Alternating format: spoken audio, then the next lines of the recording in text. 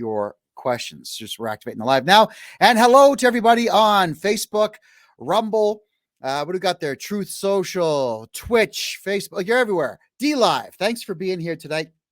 All we're going to do is the same thing that I've been doing for a while now, and that is answering your questions. So this is your questions answered part 5. Feel free to answer any questions whatsoever. And I'll say thank you to the Instagram audience for being here, because you are the conservatives. You're the good guys.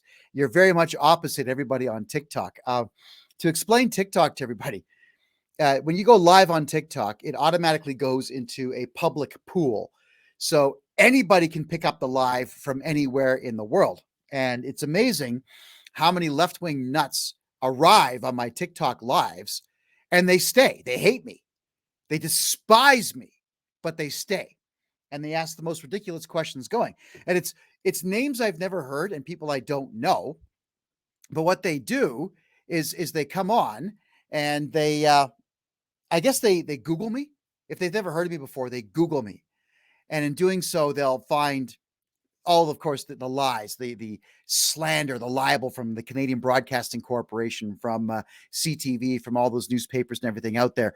And they'll ask stupid questions like, I thought you were in jail. Ah! Yeah, their information's about 1.5 to 2 years out of date. So that is why I love the Instagram crowd so much. You guys are conservative and you ask real questions. So first question of the night is, Kevin, how do you get to be so handsome? No, just kidding. That's not a question at all. All right, where are we going here? All right, your video about cheating. What does that mean? I need you to elaborate on that question, if you could, please. There, I don't recognize your name there, but please, by all means, if you have a question, try to phrase it so that I can get through the question as quickly as possible. And phrase it like it's a question that you were asking at a party. Like, dumb it down, keep it simple. Don't make it vague, guys, because it's a lot easier to answer when I fully comprehend what the question is. Comments are coming in already. Good evening, John. Hey, thanks for being here. Shauna Vision, welcome back. Stevie from Montreal, thank you for being here tonight. Jason, what's up, Kev? Well, look at the hair. It's way up, pal. How you doing? Thanks for being here. All right. So ask away. Whatever your questions are, just throw them at me and I will answer them. John's asking me here. He's being funny. What is Nicera Gacera? I don't know. That sounds like the next model of perhaps Lamborghini. You know, like Countach wasn't a good enough name, so they had to go with Portofino. Nicera Gacera. Why not? I have no idea. Are you still going to live in Alberta? Yeah, Jason, it's cool here. Look, people in Alberta are a lot more real than they are in Ontario. And Calgary, the politics suck here. It really does. The politics in Calgary are atrocious, but the city itself is cool. There's a lot to do. I'm an outdoors guy. I love walking, biking, hiking, and so on. There's a lot to do. I like being in the mountains. Mountains are less than an hour away. Red Deer sucks. There's nothing to do there. Edmonton sucks, but the mall's good and White Avenue is good. So there are things to do in those areas. Lethbridge sucks, but I don't go to cities to do my thing. I prefer to go to the river or the trails or wherever it might be. Peter, thanks for being here. Certainly do appreciate that. You're in Cowtown yourself. Well, Jason, for sure, man. Why don't we play some lacrosse or something outside? There's a lot of outdoor rinks here. Let me know. Ontario is the worst between Olivia Chow and Doug Ford. Oh yeah. Olivia Chow is going to absolutely destroy Toronto, everybody. If you have a house, just leave. Get out now while the getting is still good. Well, you can actually get a couple of bucks for your car. Hello, Tasman. Thanks for being here. Keck is here. Was January 16th, 2021 a historic day in Canadian history? Well, that reminds me of the day that perhaps I picked my nose and picked out a piece of gold. Dude, I have no idea what happened January 16th that you are referring to. I know that you know history. So, Keck, go ahead and throw at me what happened that day, and I'll let you know what I feel about that. All right. So we got Peterborough in the house. We've got New York City in the house. What we got there? Scumbag globalists are going to try to destroy our world as we know it. Well, they have, but not all of it. Not all of it. The good news is Thailand, Bangladesh, and Sri Lanka, Myanmar, Laos, places like that, they hate the World Economic Forum. They hate the United Nations, and they hate the World Health Organization. So there is hope. There's just no hope in Canada because Canadians have fallen for this stuff hook, line, and sinker. Yeah. You ever notice a correlation between how clever somebody sounds and how little TV they watch? There is a direct correlation. If you're watching Canadian television, you're a dumbass. Not for watching it, but it's going to make you a dumbass if you are watching it. Absolutely. All right. Yes, John. Yes, I just answered that. I am in Calgary. I like Calgary. I'm going to be sticking around for a while. No, the people are good to me. And even the left-wing nuts are, they're not as left-wing as they are in Toronto or Edmonton. Edmonton is very far left. Antifa likes to hang out in that town for some reason. Well, we know why. Because the whole town is far left-wing. All right. We just have to stand strong together. Fisherman Mike, I really wish that the average person understood the concept of strength in unity, of strength in numbers, of strength in general, just strength in general. And I've noticed that everybody is very eager to sit back or stand back and watch other people live and just have their cell phones up and record everything. I was just going through my old hard drives today. In fact, old hard drive, KevinJJohnston show from 2021, my trip to Burma and Bangladesh. This one here is all my videos from 2022. I'm going through them all because my hard drives were actually starting to fail.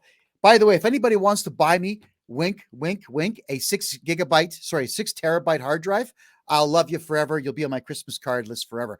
But I found a video where a security guard during the whole COVID thing told someone to leave the property, which was just the curb of a small shop, and they wouldn't go. So he attacked the shortest woman that he possibly could. And as the camera filming it is moving around, there's men standing there watching this fat slob guy beating up a 5'2" woman. And the only person that got in there to fight was a 5'5" woman, and she actually got him off the guy. So really, standing strong is something that even the men don't know how to do in this country anymore. It's atrocious. I hate it. I hate the fact that men are no longer men. And one of the things I'll say to back that up is, you guys know what I'm doing. You know that I'm back in the gym. You know that I'm training. You know that I want to get those arms big. You know that I like being fit. You guys know I like being strong. There's another guy that was actually in the gym, and he was looking at me. He's asking me, well, how much did you just deadlift there? I said, 350. Why? What do you want to lift that much weight for? That's what he sounds like to me. And he was about 5 years older than I was, but he looked about 70. And I asked him, why would you not want to be that strong? You can't, it's not possible to have too much strength. The more you have, the better. But it's that thinking of, I'm going to work out just a little bit, but I'm not going to work out a lot. I'm not going to be a muscular man. I'm going to be a guy, a male that works out once in a while. Why not push yourself to that next limit? Men don't push themselves to that limit. Well, I'm pushing myself. 32 broken bones and dislocated twice, dislocated once, 3 concussions, blind here, deaf here. What else do we have going on here? Like chronic pain in my right shoulder. Yeah, I'm going to keep doing it. I'm not going to cry about these things I've got, but I'm also going to sternly lecture men that approach me asking me why I want to be better. Why would I not want to be better? I want to be better than my former self at all times. I truly do. All right, let's move down a little bit here. I saw a question. Kevin, what do you think of moving to Manitoba from Ontario? I work in the GTA. All right. I've been to Winnipeg twice in my life. You can go to the occasional football game. You can get mugged, and you can drink. And that's it. And that's just my humble opinion. That is what I observed of Manitoba. In no way was I interested in anything in Manitoba that Winnipeg had to offer, aside from the people. They're not Torontonians, so by default they're nicer, but there's nothing to do. It's flat. In the winter, it's cold. And it's not far enough north to enjoy extra long days during summertime like Calgary is. I don't know. If I had to pick between Calgary and Winnipeg, I would go Calgary every single time. I wouldn't want to live in Manitoba. I just don't see enough of a future for Manitoba. That's the problem. And that's not the fault of the people. That's the fault of leadership. Well, the people for voting them in and not kicking them out. But leadership there is bad, and it's not getting any better. Okay, what do we got here? Hello, everybody. Thanks for everyone to waving. I can't spend the whole day going tap, tap, tap, and wave, but I want to say thank you. This show, everyone who just came in, is your questions answered. If you have any particular question of me about any particular subject matter, I will do my best to get you the best answer that I possibly can. Okay. Kevin, you should be the mayor. These corrupt bastards stiffed you out of the election. Yeah, I won the Mississauga mayor race in 2018, and I won Calgary in 2021. But the machines are rigged. The winners were pre-selected. We all know that. Everything is rigged. I mean, look what they're doing to Trump. They're trying to rig. They know that they can't really rig the next election because everyone's going to be watching out for it. So they're going to keep Trump busy with 3 indictments, possibly a 4th. It's just what they do. It's all a filthy game. Rumbler 59. What do you think about gold and silver investing?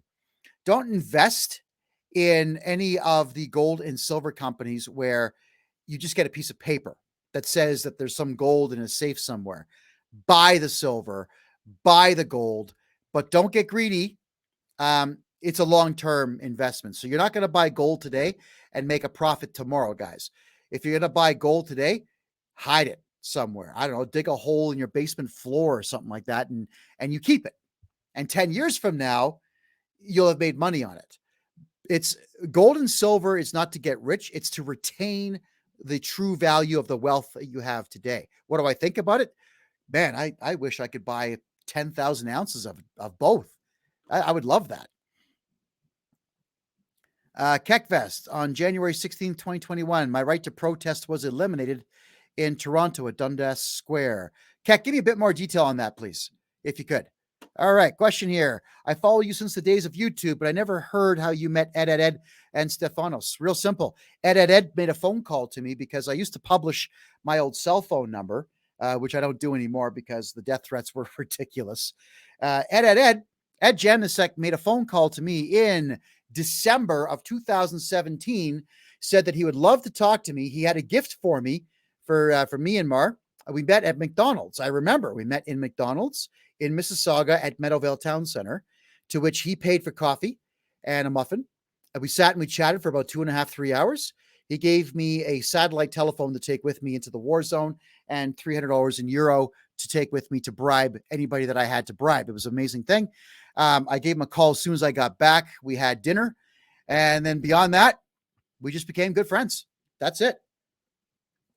Stefanos is friends with Ed. And he is a friend of mine now. We speak at least 5-6 times a week, but I've actually never met Stefanos in person. Ed brought him on as a guest speaker on one of the shows, and the audience loved him so much, we just kept bringing him back. Right. So, and then just by default, he became a regular on the show.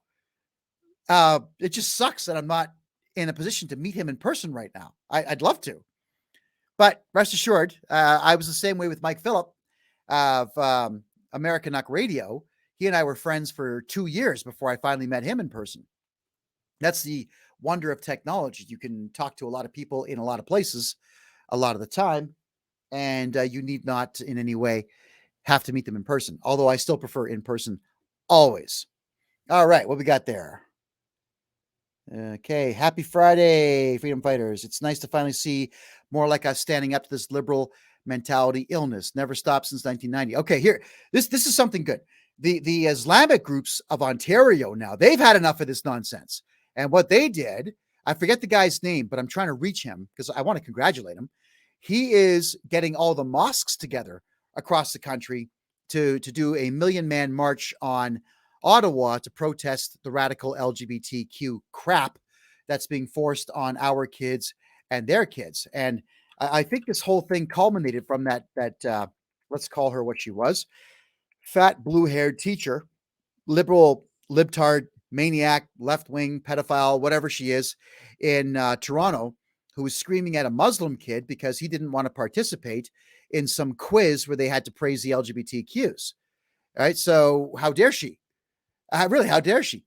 And what she did is she got the ire up of the entire Islamic community. Good. I'm glad they're mad about that. And they're doing something about it. So let's congratulate them. But you know what? Let's join forces with them. The idea here, everybody, is if someone is taking the initiative to do something, you got to support it. The second that it benefits your culture, your society, your community, your children, join forces, get it done. So if he's going to be able to get this Million Man March done, we could see the end of the radical LGBTQ, the radical left nonsense in this country. And there we go. Just, you know, Canada, it bothers me that we had to get foreigners to do it for us. That's the part that bothers me the most. The guy setting this up wasn't born here, but he's fighting for the rights of your children on your behalf. Yeah. It's time for all of us to do our part. Every single one of us. Are Justin Trudeau and Macron of France romantically involved with each other? That's the rumor, bud. The rumor is that those two are into some really, really funky things, things that I don't want to see, but I can't prove it. So I'm just going to say, I don't know. There you go. All right. What do we got over here? John, isn't it about time that they join the fight? Yeah, it is. It's about time. But you know what, though, John? It's about time that everybody in every group says, the hell with this left-wing agenda, and goes and fights. You know, yes, you are correct, John, to say this.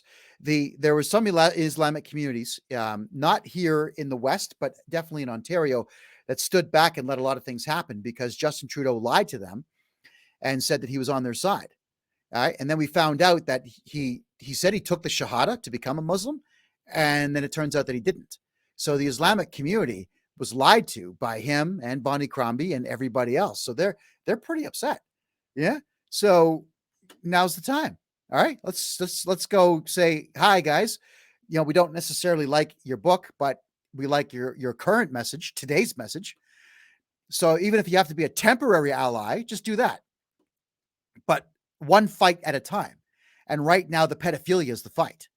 We got to crush this stuff. We have to shut down every school board across this country. I cannot stand our educators. And that would be the way to start this. And if foreigners have to be the one to guide Canadians to do it, well, then so be it. I'd like to see this happen. Okay.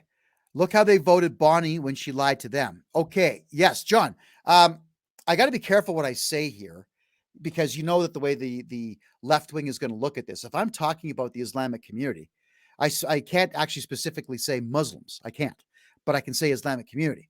Yes, Bonnie Crombie lied to them, and she forced them to rip down my election signs in 2018. But you know what? That community's caught on to the fact that they were lied to. Why do you think she's not running for mayor again? All right. Why do you think Bonnie Crombie is not going to run for mayor for a third term? Because she no longer has the support of the Islamic community. They don't want to be lied to, just like Christians don't. You know, none of us do. And they've caught on. So bye-bye, Bonnie. Let's head over to the Rumble Room. What's going on here? Oh, okay. So Keck Vest is talking about Kellyanne Wolf was arrested, and Toronto police had taken Ed's speakers. Yes. Okay. So that was last year, that's not last year. My God, that's 3 years ago. I was floored that the Toronto police, they hired a whole bunch of thugs specifically to shut Kellyanne Wolf up. What they had done is they had brought in a bus, you know, one of those Chinese tour buses. It's a double layer or double decker bus, or like a 1.5 level bus, but a big bus with Wi-Fi and all kinds of comfortable chairs. The Toronto police have one of these buses. It says police 40 feet long down the side of the bus. And they brought 80 cops in to arrest a girl who's 5'4". 80 cops they brought in to arrest one girl 5'4". Think about that, everybody. So if people ask, do I want to see the police in Canada defunded? Well, when that is what they're being used for, yes, because it's an obsolete concept. All that was the Toronto police doing what John Tory had told them to do, and that was to shut down every protest they possibly could, spending tax dollars to buy a tour bus, have it painted, fill it with weapons, fill it with 80 cops to show up at Dundas Square to arrest a 5'4" woman who was doing what she has the right to do. I am so happy to not be in Toronto anymore. That garbage pit is it's going to crash hard, everybody. Please, if you do have a house within Toronto city limits, sell it and get out. Just get out. Bonnie Crombie's instead running for provincial Liberal Party. Hesham, you are correct on that. For some reason, the comment, there we go. You are correct. That's what she's doing. The Liberals are not very popular in Ontario right now. She could win the vote. She could win the vote for leadership. That's a party thing. We don't care what the party does. But the Liberals are not going to take anything except for downtown Toronto. They won't get Sudbury. They won't get Barrie. They're not going to get North Bay. They won't get London or Kitchener, Windsor, Hamilton. They will not. Well, they might get Hamilton because Hamilton's far left. They're not going to get anything else. So Bonnie will not be the premier, and she also will not be the mayor. She is stepping down because she knows the lawsuits are coming. A lot of people in Mississauga lost their homes and businesses because of her and her BS COVID policies. All right. Ed Janisek. Is that tall Ed guy that we don't like very much? Is that you, Ed? Bonnie's going to lead the provincial Liberals. Watch. Algabra will run against. Okay. Maybe you know what? Whoever it is, let's find out. All right. But Mississaugans are not going to pay attention anyway. All right. They're going to let their city be taken over and destroyed by the next idiot in line who's also a Liberal. So good luck, Mississauga. There's a reason why I don't go to my hometown anymore. It's brutal. Toronto is only going to get worse with Olivia Chow. It's going to be not worse. It's done. It's already over. Get out of Toronto. Right. I think they'll get Fergus, the woke moron rural town. I haven't been to Fergus in a long time, John, probably 20 years. I don't know what the dynamic is there. All right. Okay. Ed is in the comments. I thought he was supposed to help you run the show. Yeah, Ed, what are you doing in the comments? Come in and help run the show. I'm going to go over back to the phone now here and see what the questions are in Instagram. Our police force should have no affiliations with federal government. They should be a separate institution to protect the country, no, it's not our case. At the Calgary Stampede, I got a chance to talk with various members of the Canadian military. Yeah, wow. They are not happy with this country. They are not happy with policing in the country. And it was indicated to me by a couple of them, they were high-ranking officers, about the fact that Justin Trudeau wanted them to intervene in the truckers' convoy, and they refused. They said that they're going to leave that to local police. So what I decided was I asked them all, just guys, please come here. And all of them were under the age of 35. I said, look, gentlemen, I'm a journalist. I know this stuff inside and out. At some point, you're going to be ordered to detain and fire on Canadian citizens. I'm asking you, just please reconsider. If you get that order, then the quickest way to get that order to disappear is to open fire on the politicians instead. Please do not kill Canadian citizens. I was very heartfelt when I said this. And the one guy, you could see his gears were turning like, whoa, yeah, it's possible. He was actually thinking that it might be a possibility that order would come in. It's not good. John's asking me, there's a guy on the women's rugby team and they support, in Fergus. Yeah. This guy, I guess he was about 35 years old. His legs were just massive from being a rugby player. Decided to play rugby with a bunch of teenage girls. He says he's a woman and the teenage girls let him play. And they all were screaming at the top of their lungs at David Menzies from the Rebel when he was trying to ask them, how could you possibly support a guy this big, playing in your rugby league. I mean, are you not supposed to say, hey, guys, piss off? It's our league. Are you not supposed to protect women? Look, ladies watching the show, I know a lot of you think that you can beat up men. You can't. Okay. A lot of you think that you're as strong as men. You're not. And that's biology. That's not an insult. It's biology. Our job as men is to protect you. That's our job. As it stands right now, with me leg pressing over 600 pounds and with me bench pressing 250, deadlifting 350 and so on. Yeah. Would you actually want to get hit by me? If we're playing rugby and I come running at you in a full-blown bear tackle and slam you to the ground and then land on top of you to try to smack the ball out of your hands. Yeah, ladies, go ahead. Any women in the room right now, like, do you want to get body checked by me or by a guy stronger than me? I just want to hear it. Yes or no?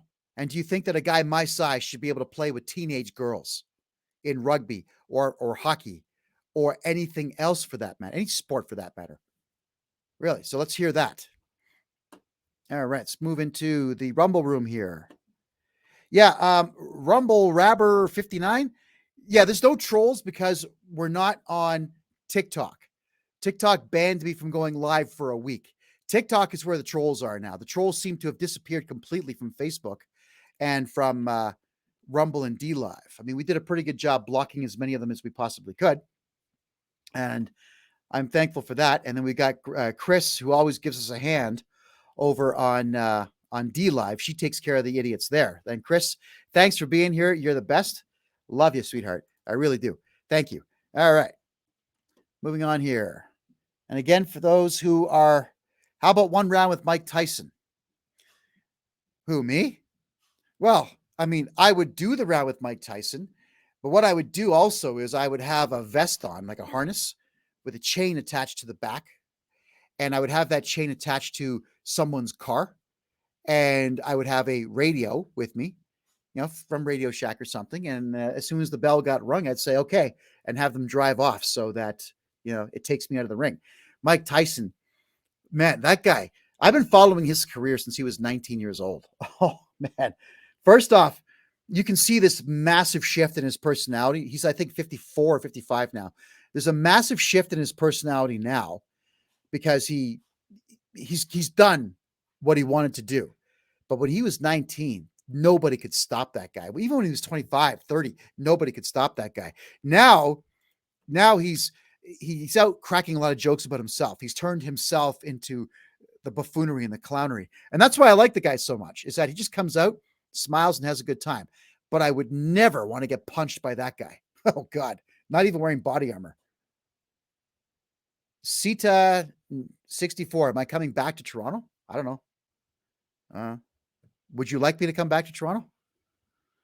It's my least favorite city in the country. I don't know. I hate the place. I really do. I always have. Not always. I shouldn't say that. I have for the last 10 to 15 years, I would say. Part of it is, and this is only one small part of it, is it doesn't matter what you do or what event you go to or what ceremony they're having or what party they're having, like Carabana's on this weekend, for example.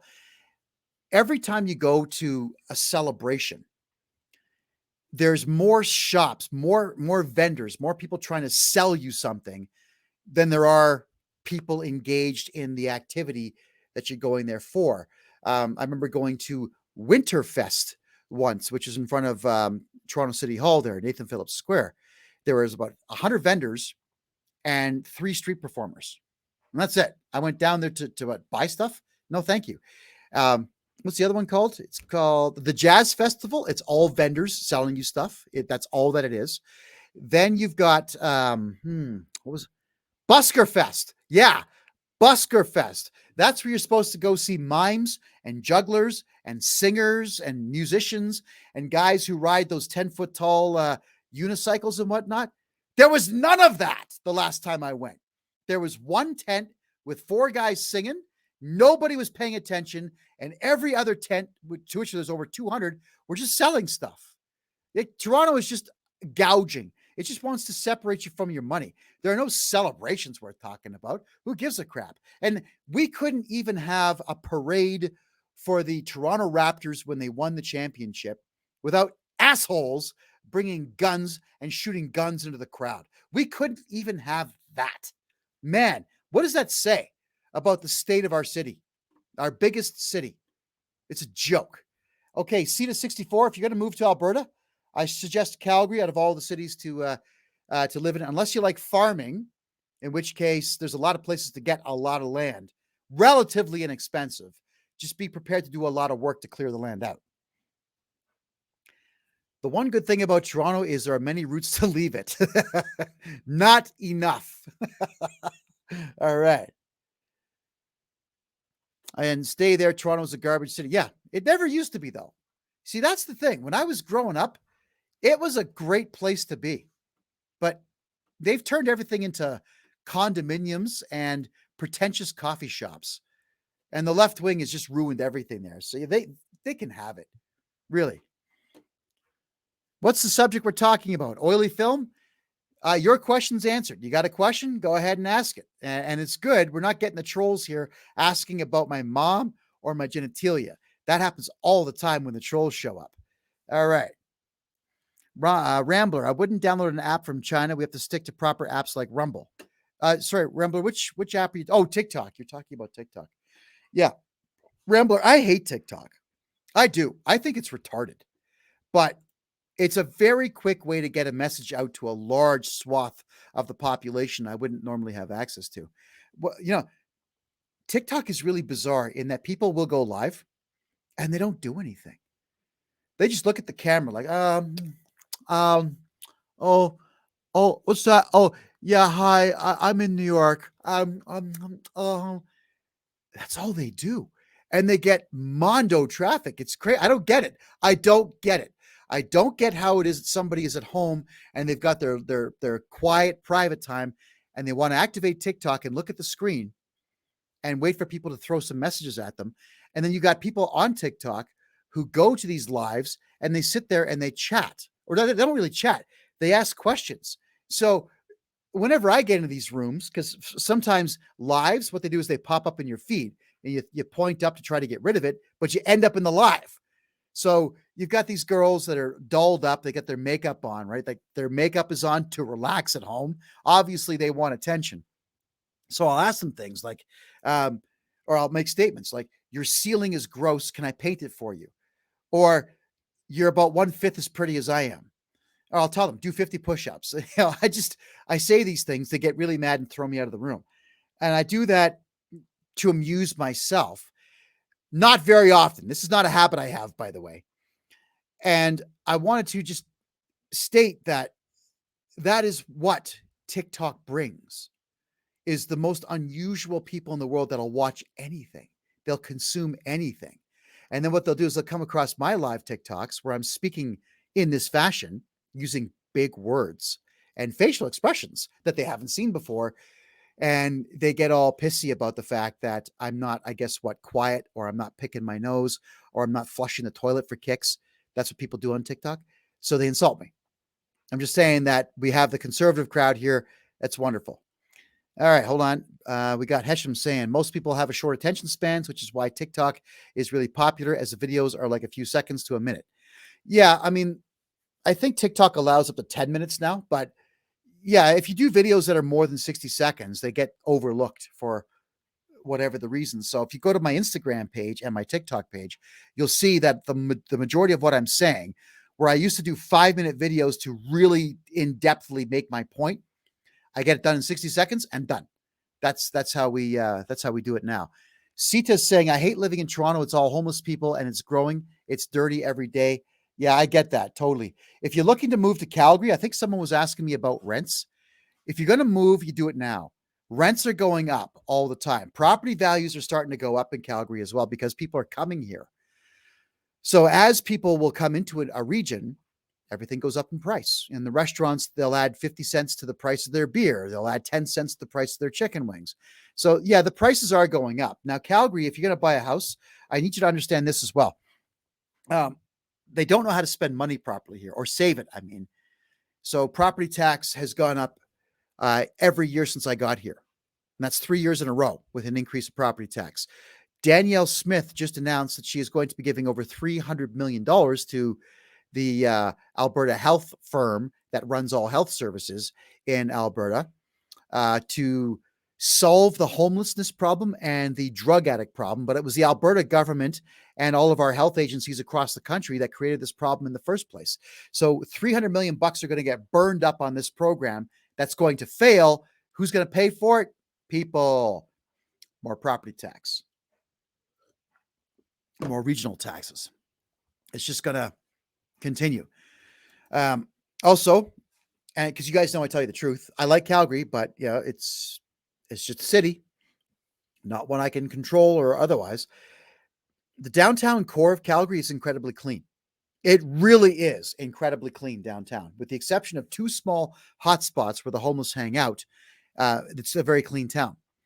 They're going to be converting about half the office towers downtown Calgary into low-income housing. So Calgary is going to be a slum in less than 5 years. If you're going to buy a house, do it in the outskirts. All right. Look at the extreme southwest and the extreme southeast and the far northwest. If you're just outside of the ring road, have a look at Calgary's on the map. You'll see there's a ring road, which is Highway 201 that goes all the way around the city. If you're just inside of it or just outside of it, it's more suburban life. You'll be away from the homeless that are all downtown, and you'll be away from the slum that the downtown core will eventually become. I don't know. The best advice I can give everybody is to start looking elsewhere around the world. But I've only been to 12 countries, and I haven't been to those countries recently. So I'm not the authority on which countries to live in yet. I'd love to be, but that day is not today. Back to the Rumble Room. What's going on here? Okay, no new questions there. Let me check DLive. Yeah, thanks, Chris. Welcome. Thanks for being here. Let me check out the Twitch room, and I'm also going to check the email box here and see what has come in the way of questions. Again, tonight's show is about your questions answered. So if there's anything you'd like to know about me, the campaign, anything I've done, anything in the world, if I know the answer, you're going to get the answer. No. Here we go. Question. Shaunavision's asking me. So Shaunavision is in Twitch and Rumble. How'd you do that simultaneously? Neat trick. Cool. Poland's the best. Yes. I read the data today. Poland is the best one right now.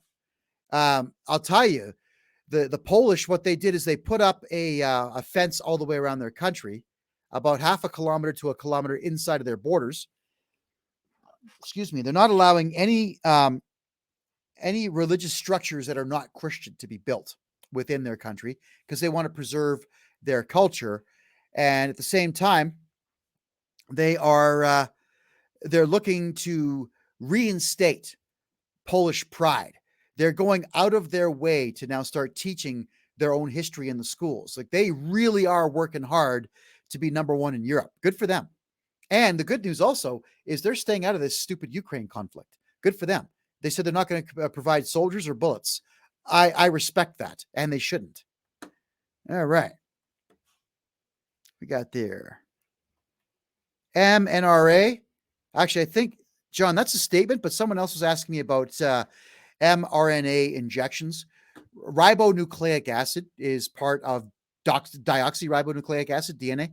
Why would you want to have another organism's DNA or RNA inside your body? Yeah, I wouldn't. I'm sure if you're not sleepy, do you put cocaine up your nose to wake yourself up? Probably not. If you don't have a headache, do you take 3 or 4 Tylenol tablets? Probably not. If you ain't sick, are you taking pills? Probably not. Why would you take a injection if you don't have a virus that was never proven to have existed in the first place? Period. Sita, which is the question that you wanted to know the answer on? Go ahead and throw that in the room there. Lucas, we need more info about fighting bylaws. Yeah, I've been talking with Stefanos about that. It's been really difficult to piece together every single way to win with bylaw. But with bylaw, I can't give legal advice. I'm not a lawyer. I'm not licensed anywhere in Canada to practice law, or in the Commonwealth for that matter. So I can just tell you what I would do. If a bylaw officer is talking to me, I tell them to take 3 steps back. Thank you very much for and polite. I'm polite. So it's please take 3 steps back. I do not wish to engage with you in any way. This conversation is officially over. And you walk away. Just walk away. Why talk to them? One of the biggest problems here is that everyone gets their backs up. Some guy with a uniform is going to come over here and talk to me. Who's he think he is, man? Why take that attitude? It's silently in my own head. Here comes a loser with no authority who thinks he's got authority to talk to me and try and ruin my day. That's not going to happen. I'm not going to argue, because to argue just is going to get his back up more. I want him to go away as quickly as possible, because the idea of wasting my time talking to a loser, to me, is reprehensible unto itself. So I'm polite. Just thank you. I don't feel like talking right now. Goodbye. I need to see your ID. And at that point, I'm not going to give them any answers at all. I'm going to ignore them. A lot of people shout, "You're not going to get my ID." Shouting. Why? Maintain your composure. Always let them get mad. Let them be the ones to put their hands on you. And then that way you can sue the city. You'll probably win. That's it. As for bylaw tickets, fight every single one in court. That's what I do. I fight them all in court. And in most cases, they just withdraw them. When you have a court date, you about between 30 and 45 days before the court date, you send a registered letter in to that department demanding disclosure. And in most cases, they don't even send that out to you anymore. And then when your court date comes up and you don't have disclosure, you say you'd like to have it dismissed because of non-disclosure. That's pretty much it. Bylaw officers, they're losers. They think they have authority. They don't. They have none. And for you to get upset that they're talking to you is you're lowering yourself to their level, first off, and you're going to ruin your own day. And you know what's going to happen. If you raise your voice to one, they're going to get on the radio. And here's what they'll say. I have someone uncooperative. Okay, what they're really saying is, I'm a loser and I tried to intimidate somebody with my badge and my body armor and they're not scared. Can I have someone else come over here to try to scare this person? That's really what it boils down to. So the more polite you are, the quicker the loser goes away. Now, I don't know. I don't have stupid pride in these things. I couldn't care less. I mean, I'm subtly mocking the individual and I'm subtly mocking the entire institution by being polite and walking away. I suggest you do the same thing. Fight everything in court, though. Okay, Sita, I'm looking for your question. I'm on disability. Would I get disability insurance when I come to Alberta? Relatively very quickly, I suspect. I don't think they pay very much. I'd have to find out what that is. I mean, I know that if you're on low income assistance, the most you're going to get is $900 a month. But as for disability, I don't know what the amount is. I know that Alberta Works, they're very quick to answer questions. You know what? Alberta Works, Sita. So if you look it up online, here, let me just do a quick search here because I know what the website looks like here. Hold on. Works. Get up for you right now. Okay. Google that. So you go to Alberta Works, income support, and they have everything there. Financial assistance, AISH, income support. Yep. How to apply. Everything is right there. It's actually a very easy website to use. So alberta.ca, and then just look up income support. Because I'm sure that I don't know because I never applied for disability. Okay. I'm going to shoot back over now to the Rumble Room. Let's have a look at the questions that we have over there. What do you think of the social credit system plan to not let you rent an apartment without being vaccinated? Well, you know,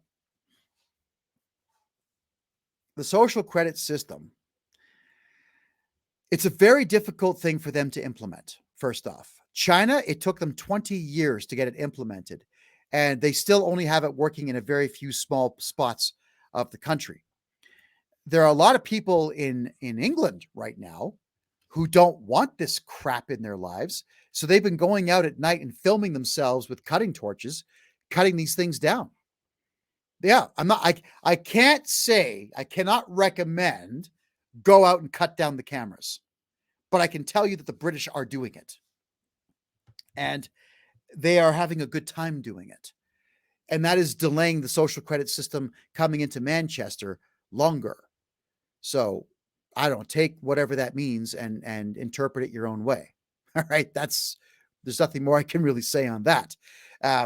But if we, the people, let this thing come in, you are absolutely going to be complying with whatever they tell you to do, which would be get a needle before you can rent an apartment. So for those, I know that you're not going to be able to see this on Instagram, but if you're on Twitch, Facebook, Rumble, or D Live, you're going to be able to see Ed coming in right now. Ed, Kevin, what's happening? Can you hear me? I can hear you fine. I'm going to turn the volume up, though. I'll see if everybody on Instagram can hear what you've got to say, because fortunately, the phone's microphone is right above the computer's speakers. Hold on there. So back to that guy, the older guy in the gym who said, "Why would you want to be that big, or why would you want to be that strong?" Oh yeah, yeah. I would agree with him. What? Yeah. You would agree with him? Yeah, I went when I was 21 years old. I went from a 42 jacket to a 54 in a year and a half. Buying clothes was a total pain in the butt. I cannot buy off the rack for anything. Oh, I see what you're saying. I go buy a blazer. First of all, they don't have anything over 50. And then I got to ask for a 52 or 54. And then it comes in, then I got to get it altered. It takes a month just to buy a freaking sport jacket. Okay. Shirts. You think you can find double XL or triple XL shirts? They're far and few between. They're always too short. Hold on. Are you complaining about the fact that you worked out and you got yourself into that V shape that looks good on men, and you're whining about that because of blazer? I never worked out. Oh, okay. There you go. Work. Well, okay, I get what you're saying, but you know, if I am able to get myself into a V shape, it just means that the current suits I have aren't going to fit. And Ed, just so you understand, you guys, you know that I usually wear black. It's easy, right? It's because I've always had things thrown at me by Antifa and whatnot. So I got in the habit of wearing black because if they throw an egg, you can get the egg off you fast. If they throw milkshake, you go to the bathroom and just get it off you fast and so on. All the dress pants I have right now, all of them, I've lost body fat, so they fit nicely around my waist, but there's now so much muscle in my legs and ass that I can't get the pants over my thighs and my ass, right? So it's always going to be something.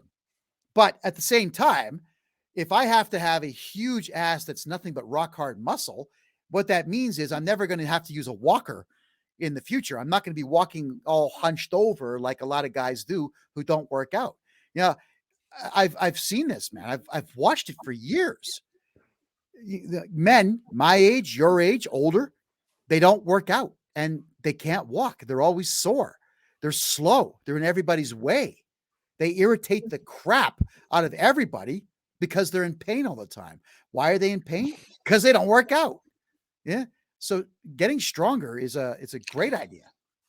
To a point. Well, okay, to a point. I don't want to have 60-inch biceps. That's retarded. Yeah, but 21-inch biceps, yeah, that's all right. Nothing wrong with that. 21-inch biceps are a problem. You cannot find shirts to get your arms into. Well, I've been there, done that. No, thank you. I'm kind of having that problem now. Look at the Popeye arms I've got going on here. Okay, we're having that problem now where the shirt is tight. It sits tight around the middle of the muscle, and I'm going to make them bigger, and the shirt will get tighter, and eventually I'm going to have to probably go get some custom shirts done. That's the price we pay for working out. But the opposite side of it, Ed, is I could sit on my ass and I could shove Doritos down my throat and I can build a huge gut and have to get custom shirts for that anyway. And if I'm going to get custom shirts done, I'd rather it be to fit over top of muscle than a big fat gut that's in my way. Actually, If you go to the Big and Tall store, they have shirts that are that accommodate those huge guts. Yeah, well, I have no interest in having a huge gut, man. I'm just going to stick with my working out, if that's okay with you.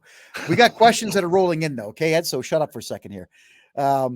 Conservatives in the United States are against the WEF, the NWO, and the WHO. Well, they are, but they're not doing much yet.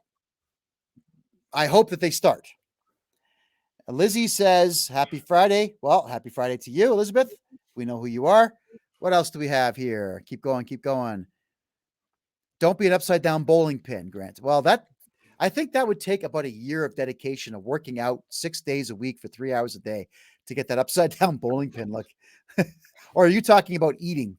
No, he's talking about upside down pin, big chest, bowling pin, fat. I get the joke. Okay. All right. Very good. I'm just going to check the Rumble room for questions. Hold on. Oh, you know what another problem with being too big is? You're still on this? What? Cops don't like to talk to you. What? Huh.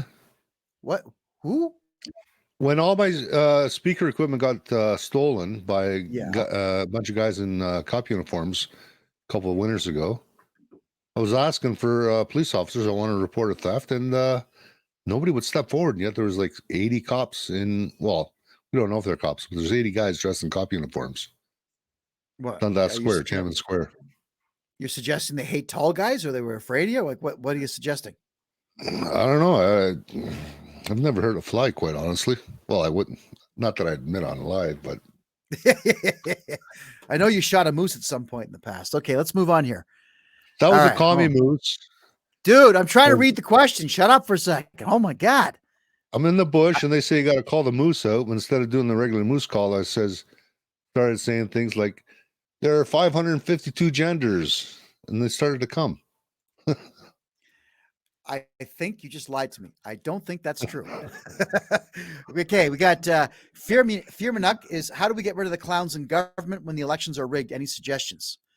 I know exactly how to get them out, but I can't say it online. I can't, because I can't. They're watching. I can't tell you what the actual solution is. I wish I could, but I can't. Damn it.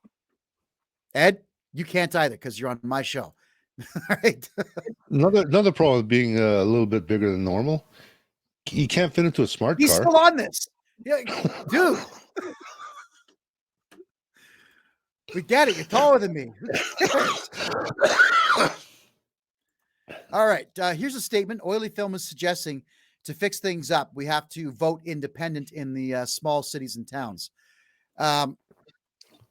Okay, but they haven't. They've had ample opportunity in small towns across Canada to vote for PPC or independents or what do you call those guys? Stefanos. He's the Libertarians. We've had all kinds of opportunities, and the small towns don't vote that way. They typically vote conservative, unless they've got a couple of fruitcakes living in the house or in the basement, in which case half the house votes Liberal. But no one's paying attention in any way to what's really going on in politics, the small towns especially. I think that the small towns in Canada are prepared to put the F Trudeau flags and everything out there, but I don't think that they're prepared to take a chance on an independent. They don't have it in them. I think that's going to change soon, Kevin. Well, I hope so. It just hasn't so far. I would like to think that it has. No, because everyone's been used to say, I'm going to vote for NDP or I'm going to vote conservative. I'm a liberal. I'm going to vote liberal. But now they're all three of the big major players are corrupt as hell. Now is the time for independents to get in. They are. And part of our show is exposing all that corruption. Look what happened to the trucker Freedom Convoy 2022. Look at the Coots 4.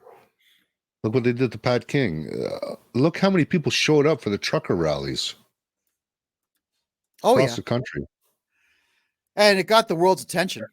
And the Europeans decided to follow what Canadians did. That was a dynamite thing. And now what we have is a right-wing government in Italy and now in Spain. So it's working. It's working, but it's not working here. It's working elsewhere. Hasn't gotten bad enough yet. It's true. It's true. I don't think people are going to act until it gets a whole lot worse. I think Canadians are going to hold off until the bank rate goes to 9 or 10% and they lose their houses. Then they'll start to protest. The idea in life is to try to identify problems before they arise and attack them before they become problems. But that's not the way Canadians do things. They wait until it affects them terribly negatively, and then they'll jump on. Well, when the CBDCs come in, and they are going to be here soon. Yep. And it'll be great. It'll be so convenient. But the following year, when you go to the bank and say, "What do you mean my money expired?" Yeah, I keep What do you repeating mean I myself can't on buy? this. The Canadian digital currency is coming. They're going to get rid of cash. They'll give you 3 or 4 months to turn your cash in, and then they'll give you back their the central bank digital currency. It'll be junk. It's going to be a token that they can expire on you anytime they want. If there's a fine that you have outstanding, they're just going to take it from you. I wouldn't get involved with that stuff if you paid me to. I just wouldn't. Period. Yeah. Mike, If you look, huh? if you look what's happened to the Canadian standard of living, it's been going down steadily for the last 40 or 50 years. Moms didn't have to work. Dad could work. Mom could stay at home, raise the kids, and you did fine. You had money. You paid your house off in 5 to 10 years. How can kids nowadays do I that? grew up, Ed. I grew up where daddy went to work, mommy stayed home and raised the kids. She got bored when I turned 12. So she went back to work part-time.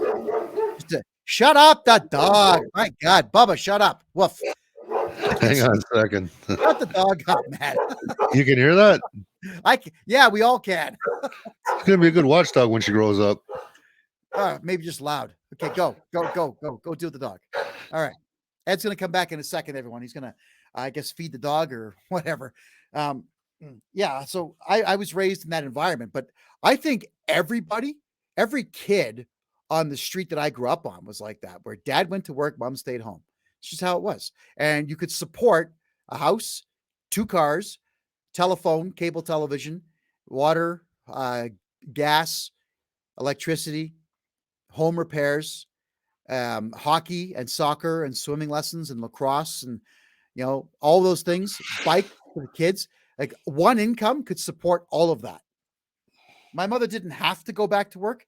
She just chose to because she was bored out of her mind, which I totally understand. Back in those days, there's no such thing as credit cards or debit cards either. Everything was paid with cash. Well, there were credit cards, but people didn't really use them. It wasn't a thing. Like it wasn't, hey, I want to use my MasterCard for points, right? There was none of that crap. No.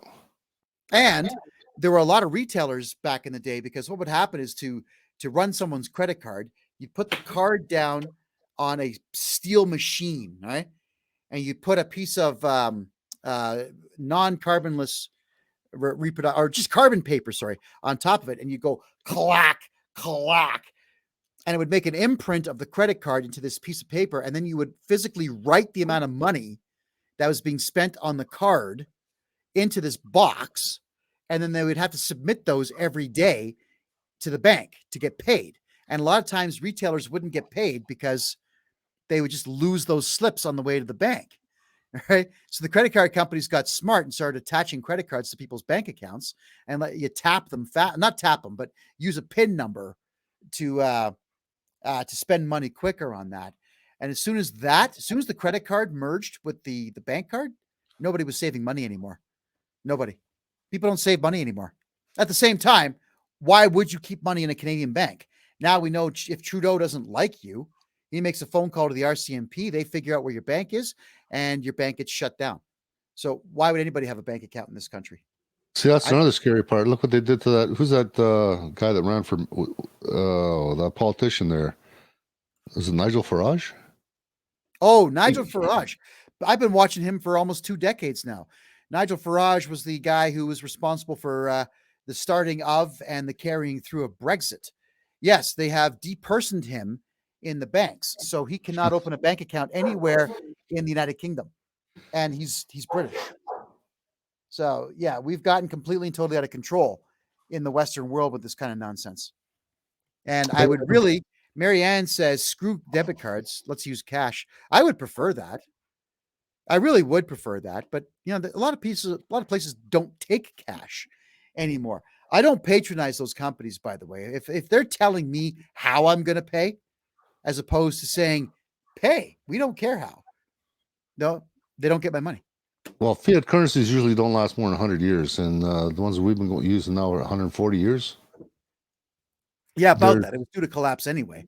Yeah. But look, if I ran a restaurant or store or anything for that matter, especially if it was service-based or I had a surplus, I would take cash, credit cards, debit cards, Bitcoin, Ethereum, Litecoin. There'd be about 30 different cryptocurrencies that I would take. I would take Canadian Tire money. I would take gas cards, coupons, like whatever you got that has intrinsic value or a cashable value. I would just take it all.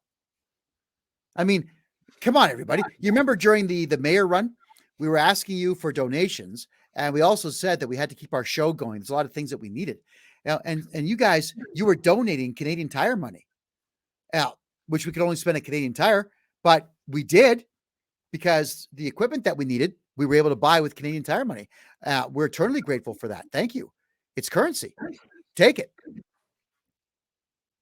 You can't use cash, by the way, in Saddle Dome. So if you go to a Calgary Flames game, you cannot use cash. I knew that was coming. Why would you want to go to Saddle Dome? It's all bread and circuses.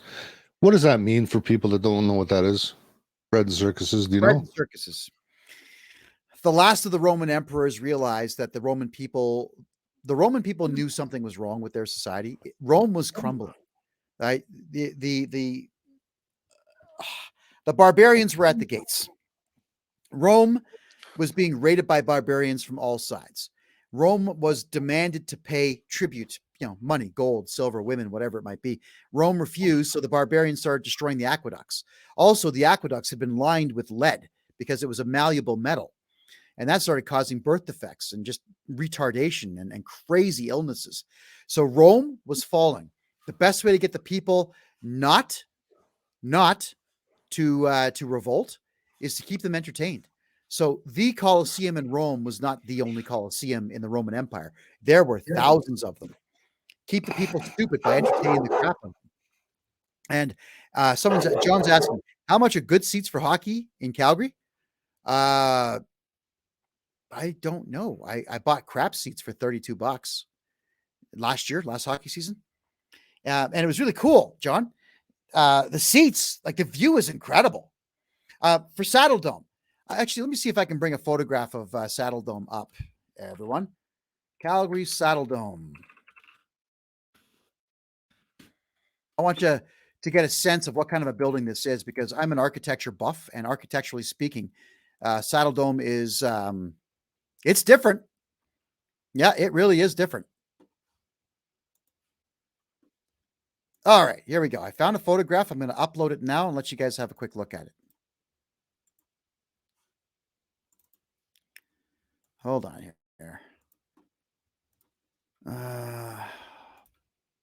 It's not, sorry guys, like StreamYard's just not the quickest thing in the world to share something with. There we go. Shh. All right. So that's Saddle Dome there. What's interesting about Saddle Dome is that you would think that the ice rink goes, where are we here? Oh, I can't find the picture now.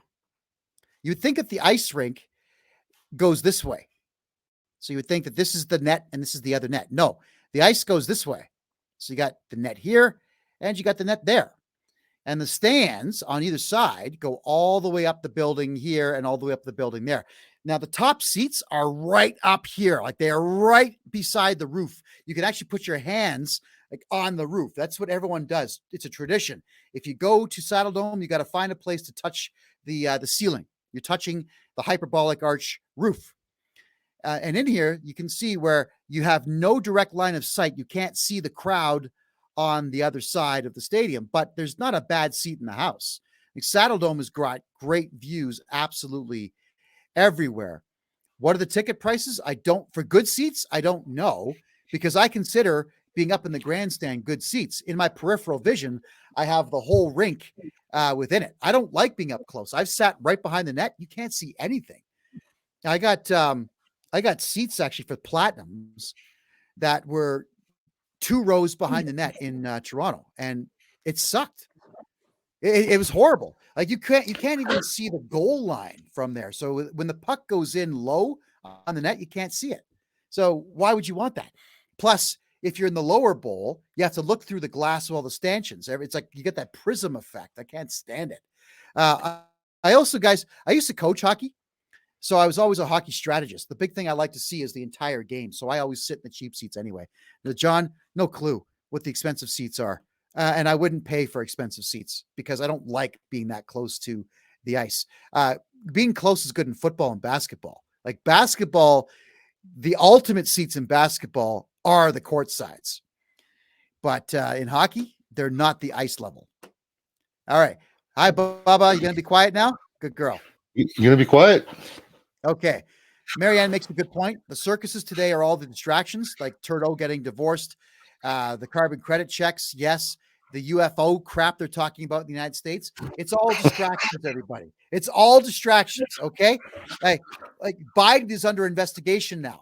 What happens? Oh, well, the U.S. government, we have UFOs and we have aliens and blah, blah. And they're doing this in Congress. Distractions, distractions, distractions, and more distractions. And more distractions. Yeah, well, that's what dogs I got to do. take this dog running. All right. Grant's saying a lot of barter clubs are resurfacing. Yeah, I used to be involved with Barter Card, Barter Plus.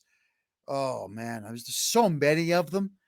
The problem is the fees on those. For a barter exchange, the fees to be involved with them are anywhere between 7 and 15% on each transaction. I'm not giving anybody 15% to set up some deal. Forget it. How old is Saddle Dome now? Yeah, probably 40 years. I have absolutely no recollection of the Calgary Flames playing in a different arena other than Saddle Dome since they moved there from Atlanta. I remember the old Atlanta Flames. One day they were gone, and there was Calgary. So, yeah, like 40 years. I was a kid when that took place. Yeah, that friggin' dog. I know that the people on Instagram can't see Ed's dog. If you want to see Ed's dog licking his face and irritating him, just type in freedomreport.ca and you can watch this whole thing on Rumble. All right, I'm going to go back to the Rumble room and see what the questions are right now. Yeah, cash is king. Keep using it. Well, I will as long as I possibly can. We can all move off grid. Best living you'll ever experience. City living sucks. Yeah. It's like, what do you do though to live off grid? In the United States, you can buy empty land for $10,000 and you're talking 30, 40 acres. You want to buy 30 or 40 acres in Alberta, it's about $160,000 and there's no roads to it or whatnot. If you want to buy that amount in Ontario, you're looking at $500,000. So if you want to be one of those living off the land people, you got to do it in the United States. Like here is next to impossible. Plus the brutal Alberta winters. They are brutal. I'm not going to lie. You know, Calgary is 438 kilometers further north than Toronto. It's friggin' cold here. When the Chinooks are not happening, it's minus 40, which sucks. Edmonton, yeah, but it's a dry cold, isn't it? It's a dry cold, but minus 40 sucks. Minus 40 is minus 40. Yeah, it doesn't matter. Winter is just in general horrendous. What is wrong with your dog? She has to go running. She wants me to go running. Gotta get on the bike. I gotta run the dog. And she knows after we run for an hour, I'm gonna feed her. Donations for Ed to buy a treadmill for the dog. It's an Airedale puppy, you know. She's almost a year old soon, and high energy. It's just what you got. Keeps me in shape. Yeah, absolutely. Okay, and as we were asking a bit earlier in the show, if anybody has a 6 terabyte hard drive, we would like to do backups of all of our videos for the last 6 years. If anyone wants to give us a hand with that, we would love it if you were able to get us a 6 terabyte hard drive. Seagates are about what, $179 right now in Calgary. It's not a bad price. So give us a hand if you can. Donate today at freedomreport.ca. Sorry, KevinJJohnston.me, the top address. You can donate there if you want, or send email money transfers to freedomreport.ca at gmail.com, because we want to keep doing this, everybody. And we need to archive our stuff because it always gets taken down. It truly does get taken down. all the time. Yeah, and I found a video. I got to show it to my lawyer before we can play it. It's an interview that I did in Calgary in 2017, where these two girls, they recognized me and they came running over to me, screaming at the top of their lungs, asking me if Jesus hated Nazis because they were trying to say that Christianity was bad. Yeah, so I'm going to see if my lawyer recommends I play it or not. It was the craziest thing going, man. Oh yeah, we found great. Huh? What an odd question. Yeah. Well, when the left wing is trying to irritate you, they'll shout anything at you. Speaking about shoving stuff, didn't you get some video of Jody Gondak getting someone sent you a video of Jody Gondak getting a pedicure or something? Yeah, I got to go through those videos and get them out for everyone. Yeah. We'll get them out there. We'll get them out there. We'll get them out. It just takes a little while. All right. Let's play Thunder for Down Under, Trudy's wife. Yeah, I've already made the invitation. If Trudeau's wife, what's her name? Sophie Gregoire, if she wants to be around a real man, give me a call, Sophie. We'll take you out in the town and well, you're buying because she's got the money. Actually, Derek Harrison or Derek Rance from Diagolon put the offer out right away. But we know her boyfriend's, she's got a colored boyfriend, so she's got boyfriends, plural. And yeah. And when I was talking to James Sears, he was laughing, saying that yeah, they separated so they can both chase the same guy. How is James Sears? How is he doing? Yeah, he's doing well. He left the GTA. For those who don't know who James Sears is, he is a pretty good looking guy, actually. He's taller than you, Ed, and he was a troll. Actually, no, he's not. We're same height. Doctor, isn't it? I think he's a doctor, but he was a troll before trolls really existed on the internet. He used to put this newspaper out called Dimitri the Lover, and what it was satire on modern dating. But men from all over the world were throwing him thousands of dollars to teach them how to be a slick, cool lover like him. So he went from being a troll to actually being a serious dating advice guy for men. And he started, yeah, that's what happened. So on top of all that, he puts out a newspaper. It was all political satire. Well, they arrested him for hate speech because he said something about a Jewish guy and about women. And they locked him up for a year because he writes satirical material. Well, James, isn't it something about most guys love their cars more than their women? Yeah, but that's actually kind of a true statement. Have you seen some of the guys that have hot rods out of the 70s and 80s? But they baby those cars, man. Those cars get cleaned off with a diaper.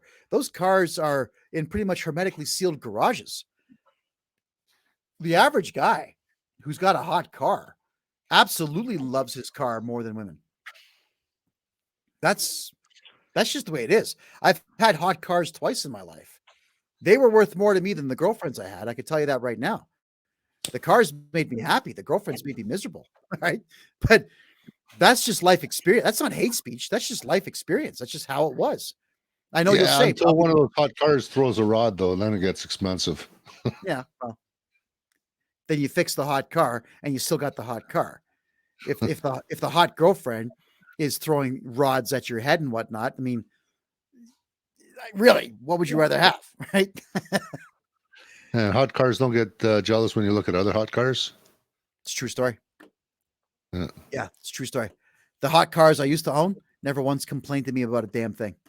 And I mean, not once. You don't look at your hot car for a week, it doesn't complain. Yeah. All right. We're being silly. So, guys and girls, ladies and gentlemen, any more questions that you've got? Because if we're out of questions, then Ed and I will take off here. This is about answering your questions. If there's anything particular that you want to know, we certainly will answer those questions for you. Rumbler Rab 59 had a 70 Plymouth Roadrunner 383 engine. Oh, that would have been something to see. Oh yeah. God, that would have been something to see. All right. And Oily Film was saying that his tractor is sexy. I haven't seen it, so I cannot confirm or deny that to be true. All right. We're still here in All right, Instagram. So it looks like the questions have come to their end. Ed, is there anything else you wanted to add before we call it quits for the night? A crane operator that had a 70. What was that crazy Plymouth car that had the wing on the back? Superbird or something? The GTO? No. This is a Plymouth Chrysler product. It was a Superbird. I don't know if it's a Daytona Charger or something back in 1970 or 71. You're talking So about the one that Petty used to drive?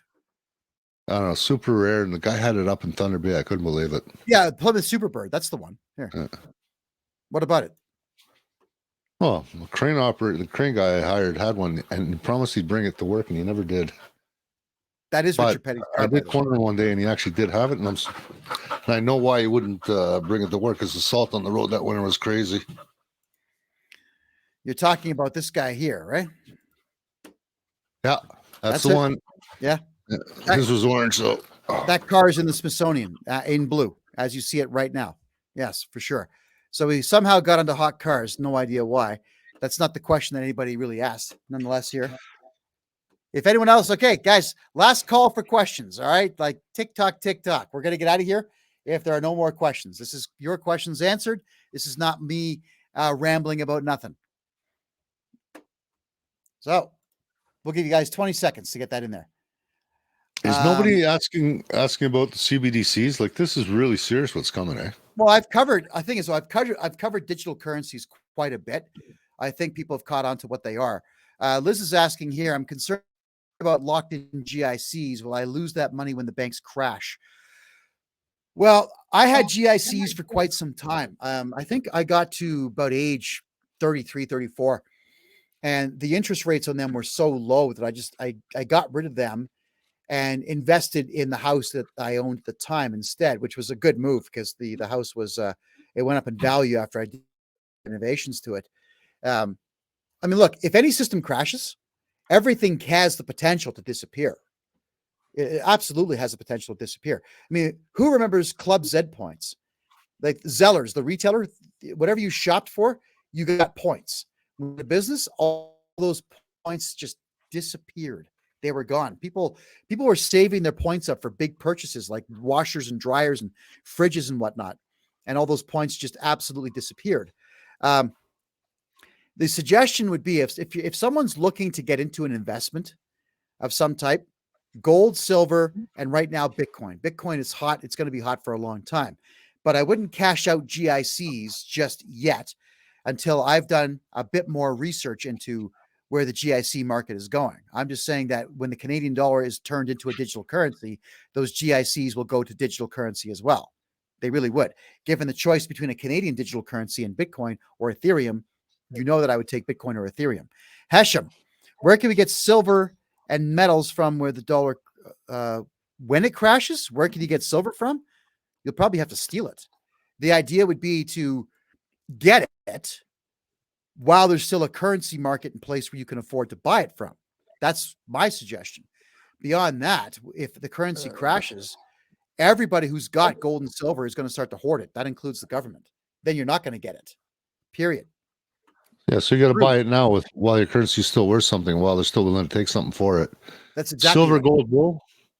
They price match. TD Bank's got very good pricing on silver, but their delivery sucks. Takes 2 weeks. Silver, Gold, bull, you get it in 3 days. Silvergoldbull.ca. I recommend that. Yeah. But remember what I said earlier in the show, everybody. You're not going to buy silver and gold today and then turn a profit tomorrow. You're buying silver and gold because it will retain value and have a higher value by the time 10, 15, whatever years expire. You'll have retained your wealth's value. All right. It will go up on its own because it's always done that for the last 5,000 years. You see, we have 5,000 years of record keeping on silver and gold. Platinum about 35 to 40 and palladium about 35 to 40. The reason that gold's worth more than platinum now is because we trust it more.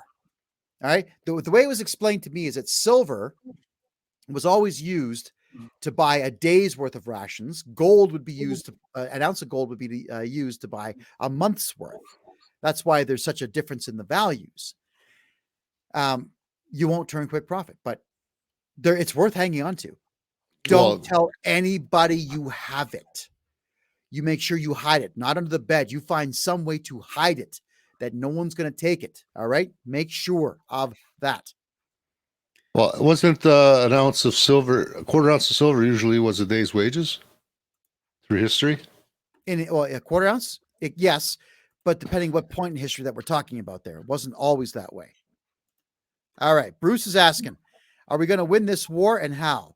Well, which one? Ukraine, Russia? Russia's going to win that one. Are the Canadian people going to win this war against its government that the government has already declared against us? Yes. I just can't tell you how because, it's Canadian law. They'll call it hate speech. Then they'll come get us. I wish I could tell you how. Living in a communist country just sucks, doesn't it? We just can't say a damn thing. Reminds me a lot about Cuba. Yeah. Well, been there many times. There's certain topics people just won't even have a conversation about. We're almost there. Yeah. Yeah, we are. Yeah, we are almost there. Absolutely, we are. All right. And as for Bitcoin, Liz, I've done a ton of research into it. I can explain it quite well to you. I'm putting together a Bitcoin course actually, and I think that in about 6 to 8 weeks, I'll have that ready to go. It's going to be one that I do privately for people on Zoom only. I'm not going to make it a big public affair because the far left gets in there and they start just ruining everything. When you're doing private Zoom calls, as soon as someone misbehaves, you throw that one person out and typically the problem is solved for the rest of the conversation. All right. That looks like it. I think everyone's questions have been asked for the night. We are going to take off. It is Friday after all. It's 9:30 p.m. What do we got there? Toronto time, 9:23 p.m. Ed, closing remarks? It's good to hold a little bit of gold, a little bit of silver. 6 months of food. Times will get tough again. It'll happen slowly, but it's going to get tough. And, the food that I bought a year ago, like rice, a bag of rice used to be $17. I heard people are paying up to $50 for them now. Yeah. Do you know why? India announced that they're not going to be exporting rice anymore. That's a problem. Which would mean that the only exporter of rice, if things go the way that we're thinking that they will, is going to be Myanmar. They grow a lot of rice, that country. Most of it, not most of it, a lot of it goes to Bangladesh. A lot of it stays within the country. And some of it gets sold to China. India has now said they're going to be keeping all of their rice. They're going to stop exporting rice. That's going to be a problem for the Chinese. Because the Chinese, rice is their culture. And when your culture isn't being sold to you by another country that can supply it, wow, are you going to have trouble? What is going on in Myanmar? Good question. All right.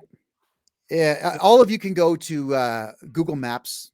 Actually, here, let me do this now. I'm going to go to Google Maps right this second and bring this up because it's important for people to understand this. Mainly because it will begin to affect us soon.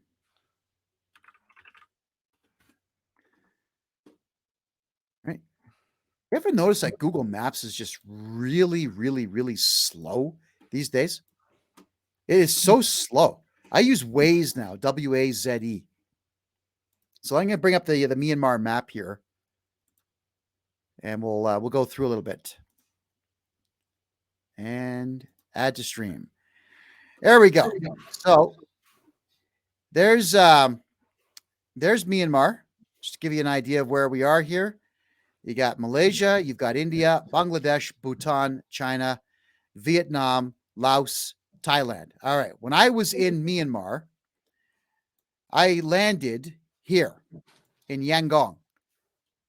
And you see the gray? Like the city is just, it's huge. It's got a lot of land and a lot of things to do. And Thanilan across the river is technically part of Yangon. So there was just like every street corner, there's something to do in this country. Now, what we did is we took a flight from Yangon here. We flew over top of all this and we ended up here in Sitwe. So it was a short flight, but if you're going to drive that, these are all single lane roads. And I don't mean one lane each way. I mean one lane in general. It would take a day to drive over there. And even then you'd have to go all the way up here to cross the only bridge over this river. So when we landed in Situi, this town, it's spread out. It's cool. Most of the town is just, let's see if Google Maps. Yeah, see, Google Maps have not gone there to actually plot all this out. So Situi had one traffic light. Then what we did is we took a ride along here, all these dirt roads. And we picked up a boat here, went across the bay. We ended up in Magochong. And then we drove into every single town that we possibly could. All right. So there we go. This area here, and to show you on the map what I'm talking about, everything essentially west of Situi, this entire area is what's known as Arakan, or the Rakhine State. The Rakhine State got its ass kicked by India and England, and then the Burmese, which were this side of the country here, they walked in and they took it all over. So like the Rakhine people were at a weakened state from all the wars that they had been fighting, and as a result of that, Burma took it over. It was a very easy victory for them and made everything one country, Burma. Well, the Rakhines have always had a problem. The Arakan people do not like being called Burmese, so they changed the country to Myanmar.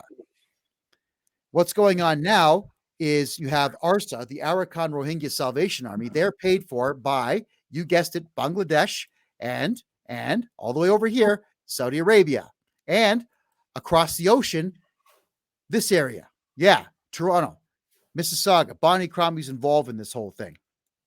So funding is going in to Bangladesh. The terror groups are moving in from Bangladesh to Myanmar and killing people. The Burmese army went west here to help fight that off.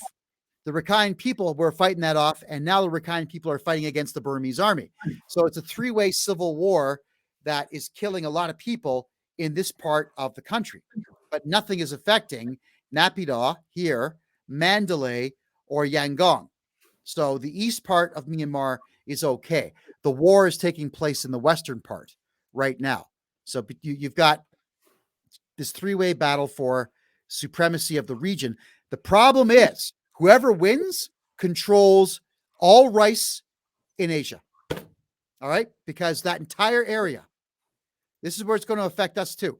All of this is all rice growing land, all of it. There's rice growing everywhere on this part of the country because it rains 3 months a year. The soil is fertile. You know, you can grow anything in that country. So we're talking it's a war over food and farms. And religion and political power and money, influence, immigration. There's all kinds of reasons why this is happening. But I'm telling you all, you can expect rice to go through the roof. I don't think $100 a bag is going to be out of the question before the end of this year. If the Indians are not going to be sending rice out of their country, and Myanmar is the only rice producer, but they've got a civil war going on, we're not getting rice out here. So everyone's going to have to go back to grains and meat in this country. No, we still got lots of potatoes. Doesn't affect me because I hate rice. I can't stand the stuff. But, you know, oops, sorry, guys. Camera wasn't on too tough there. I hate rice. I don't care. But there's a lot of people out there. Like I said, it's part of their culture. It's part of Indian culture. It's in almost every dish. It's in every dish in Myanmar. All right. The Myanmarians and the Thais, rice is part of every single meal. The Chinese, rice sometimes is the only meal. So with rice being in short supply, like I told you, these countries are going to go unfed. They're not going to get carbohydrate in their diets anymore. There's not enough pigs in these countries to feed them all. There aren't. And there are not enough cows. Like raising cattle in Myanmar and Bangladesh and Thailand is not easy. It's really not. Why? Why isn't it easy? Because the way the land grows out there, the landscape is not conducive to raising cattle. It's just not. It's not flat. Can't plow fields or plant grasses and that. They don't have the technology for that. You see, this is what everyone didn't seem to understand, is that countries like Myanmar and Bangladesh and whatnot, roads are made by hand. They don't have steamrollers. They don't have asphalt. We drove on so few asphalt roads outside of the 3 biggest cities that they have that it's almost like they don't have roads. Right? It's crushed rock pounded into the ground by hand. Miles upon miles of road are just smashed by hand. And you know who mostly do this? Women who weigh 100 pounds. These countries don't have the technology to do so. All right. So without rice, there'll be mass starvation in China, Myanmar, Bangladesh, and Northwest Thailand. That's just how it's going to be. Nothing I could do about that, but I am letting you know that you are going to be seeing a lot about mass famines in these countries because India refuses to export rice. And I can't make the Indians do it. So here we are. Oh, and Hesham's asking, is Burma another name for Myanmar? No, Burma existed as its own kingdom for centuries. They renamed the country of Burma into Myanmar to stop all of the tension that there was in the country with the Rakhine people who didn't want to be called Burmese. They wanted to be called Rakhines. Well, now this way, the Burmese and the Rakhines call themselves Myanmarians. It was just a political move to stop rebellion. And it worked for a while, but not anymore. Have you ever heard of Ceylon? Ceylon is now called Sri Lanka. Yes. Okay. Why do you ask? Well, no, that's where all the good tea comes from, right? Yes, it does. Tea and gems. Sri Lanka has the best tea in the world and the best gems in the world. Now, does Myanmar have any oil? No. What do they got for natural resources? Trees, rice, pork. They raise a lot of pigs. A lot of pigs. You can get pork anywhere. Even in the small villages, they got pigs. So, yeah, that's about it, though. Like tourism's not even a thing there. You know, we were there in the big city in Yangon. We saw one white guy from Austria. When we were in Sitwe, one white guy from Germany. When we were in Mrau, 3 white people from Australia, and they were absolutely it was weird, man. They were in this town, Mrau. I don't know how they got there because you have to get a visa to enter Myanmar and then a separate visa once you're inside Myanmar to go to the Rakhine state. I don't know how these people got to Mrau, but we're sitting in this open air restaurant and we had mustard seed salad and pork pieces where half, like it's this thick, but half of it's fat. And we had rice. We had these weird teas that had all kinds of noodles inside of it. And the people walked in, they said, is this restaurant good? And my mouth is just full of pork. Like, oh yeah, this is great. Yeah. They looked at what we were eating, and the one woman goes, oh goodness, no. And they walked off. And I'm wondering, what do you think that you're going to get in the town of Mrau, which is a big fort? It's a Buddhist fort that's been a ruin for about 1,200 years. And every restaurant is built out of bamboo shafts stuck in the soil. Like they don't have concrete floors. It's pounded down dirt. So if you're not going to have mustard seed salad and pork and rice, what are you going to have? It was the funniest thing going to see someone turn their nose up at what was honestly fabulous. It was a fabulous meal we were having. Period. Seems odd that if they got so many trees, why wouldn't they have wooden floors in their houses? Because you got to cut those trees down and transport them, and they can't do that. The floors that were there that were not just soil were bamboo pounded into the soil because bamboo is everywhere and it's easy to transport. They're really good at cutting bamboo and transporting it. But if you're going to knock down a whole bunch of trees and try to build a wooden floor to that, good luck. We didn't see a single big truck in the entire Rakhine state. Like no rigs, no dump trucks, no cranes. We didn't see any of that. One fire truck. And it was a small one. And it was from Japan. So you think they're gonna industrialize in Burma or not? They will in the east side of the country, but not in the Rakhine State. Is there any push to industrialize that country? Not in the west. No, not at all. There was a push to bring in tourism. But now with this ridiculous civil war stuff going on and the military junta in charge, they're not bringing tourists in. It's almost impossible to get a visa to go now. Really? How long do they think that's going to be active? Tough call, because the military junta got in there to defeat the rebellion, to defeat ARSA, and to keep the Chinese from taking over all the shipping ports. So the Burmese army's got a lot of work to do. How long is that going to go on for? I have no idea. So they do have the best interests of the Burmese people behind them, or what? Yeah, they do, because I'll tell you this, when ARSA was in there murdering Buddhists and Hindus in the western province of the Rakhine, it was the Burmese army that went out and stopped all that.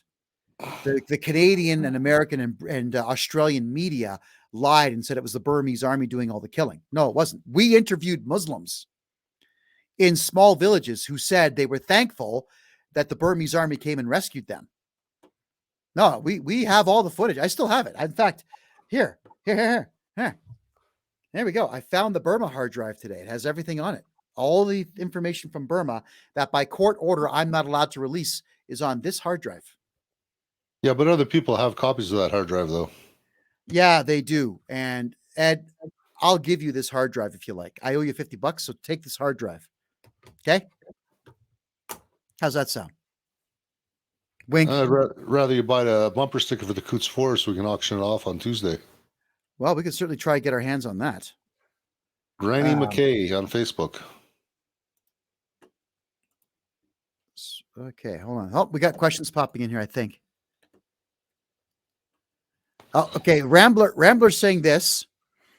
India has better rice. Don't buy brown, only buy white. Soak it overnight for the best results. Sure, but I hate rice, so I don't do that. All right.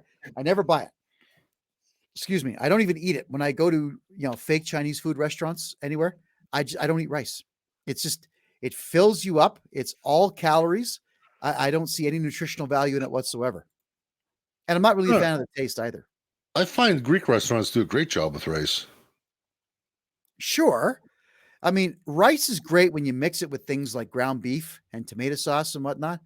Yeah, it's great when you mix it in with the meal, but to take delicious pieces of meat and throw it on top of a bed of rice and then just eat like 5 pieces of meat and a big bowl of rice, forget that, man. Just give me a bowl of meat. I'm not a rice guy. I'm just not a rice guy, And I think, Ed, when people take me out for dinner, I think I irritate them because everybody wants to buy me alcoholic beverages. I don't drink. So I always have to say, no, I'll take an iced tea. Yeah. Or I'll take a cranberry juice. I'll take club soda. Any of those are fine. And then these big rice dishes show up and I never eat the rice. I just eat everything else. Yeah. I think I do irritate people. So Ash wants me to go to Miramar just to try the pork. I would love to jump in your airplane and go to Myanmar for a while, hop to every small community and eat their pork. The way that they cook pork is unbelievable. It's delicious. But they roast it outside or slow roast it or what? Everything is slow roast. Everything's outside. In the town of, hold on. Let me find the name of the town here for you. I think I'd gain 200 pounds if there's pork everywhere. Probably not. I mean, you are a guy who's in fit there. You're pretty fit yourself. Mongda. So when we were in the town of Mongda, which is on the west coast, it shares the border with Bangladesh. The electricity gets turned off at 6 a.m. and stays off until 6 p.m. So everybody cooks with fire. Everybody. Yeah. And what they do to keep things cool is they dig holes in the ground and they line the holes with bamboo and keep those covered. So things aren't cold. Like you don't get cold bottles of water because there's no refrigeration there. Instead, you get cool water because it never gets hit by sunlight. That's how they do it there. So everywhere you go, everything is fresh. Everything. Fresh eggs, fresh pork, fresh mustard seed salad, fresh lettuce. Everything is fresh. They actually are out at 2 or 3 o'clock in the morning with flashlights picking this stuff so they can feed you at 6 o'clock in the morning. Because everyone lines up. 6 a.m., that's breakfast time, man. That's breakfast. Interesting. Yeah. So I don't know if we go to Burma one day, maybe we should take a concrete plant with us or something. Start making concrete so we can start paving the roads. Or we could just go and have a good time and eat food in every single village that we go to. I'd rather do that. Wow. I don't know. Let's build the country up. Sure, but with what resources? Well, you say they got lots of trees, so we start exporting the trees and producing concrete. Okay, or but we also do have to remember that jungle wood is very soft. The reason they can't build with that stuff is I forget the names of the trees, but it's not like our boreal forest here where you can cut lumber. You can have oak if you want. You can have maple if you want. You can have pine if you want. Different hardnesses of wood. Their wood, that stuff falls apart. It shatters when you try to break it all down and turn it. Yeah, soft wood is garbage, and it's all jungle. Well, hang on. Teak grows in tropical areas, as does ipe and all kinds of rosewood. All kinds of exotic trees grow in these humid areas. Okay, but I'm telling you that people there don't cut the trees down because they complain that the trees fall apart when they do. That's All what I'm of them? telling you. What? All of them. Not all of them, but it's not like you can have a thriving business if, let's say, 10, 20, or 50% of the trees shatter when you cut them down. That's the problem. If you've got trees that stay intact, if you cut the tree down, you can turn the thing into lumber, then you're fine. Right? But if it's falling apart or turning into pieces, you've got firewood, but that's all you got. Huh. Yeah, that's why so many of the houses are just bamboo stuck in the ground and tied together with vines or tied together with rope or whatever they can find. All right. Remember, I told you about this, is that a lot of houses and restaurants, they had big beer advertising on the side of it. And then after a while, we caught on to the fact that the advertising was upside down, it was left and right. So it wasn't advertising. It's just that when the Japanese are finished with all their ad banners, instead of taking these ad banners, which you've seen, they hang down the sides of buildings. So like they're 100 feet long by 50 feet wide. What they do is they give all of their advertising banners that they no longer use to Myanmar, because the Myanmarians use advertising banners from Japan as their roofing and their walls for houses. So when we were in the small villages, man, I was floored. Yeah, there was dong jing dong beer everywhere, but it's only because the banners were given to them for free, and they use them for housing. I'm serious. So it really is impoverished, but they gotta have some natural resources they can export. Besides rice. Bamboo, lots of bamboo. The Chinese buy a lot of bamboo from them. Bamboo grows everywhere in Myanmar. Everywhere. And if you were in the town of Batedong, the way that it worked is the Hindus and the Buddhists had claimed ownership to the entire south side of the river. And on the north side, the Muslims had taken control of that area. And the Muslims had control of bamboo fields. So they were making money. Whereas on the south side is the actual town of Batedong. And they were counting on tourism, which never showed up. So the Islamic groups were making money in Batedong. Everybody else wasn't.